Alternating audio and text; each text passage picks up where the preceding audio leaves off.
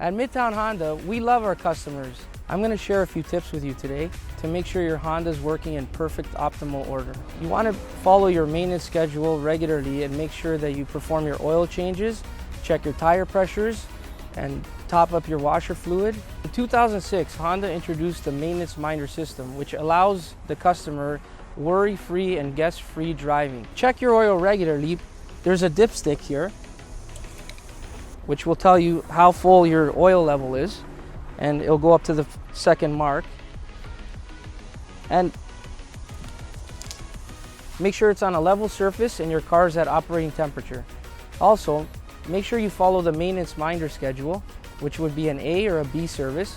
A service would be an oil change, and a B service will be a brake service. With the maintenance minder system, when it reaches 15%, it will give you a letter. That will tell you that you need to come in for service. You don't have to come in right away, but it will give you a warning that you must come in and get your vehicle serviced. When you come in, you could speak to a service advisor and tell them the letter with the number, and they will tell you what service you need. We would love you to come visit us at 3400 Dufferin Street, right in front of Yorkdale Mall. Thank you.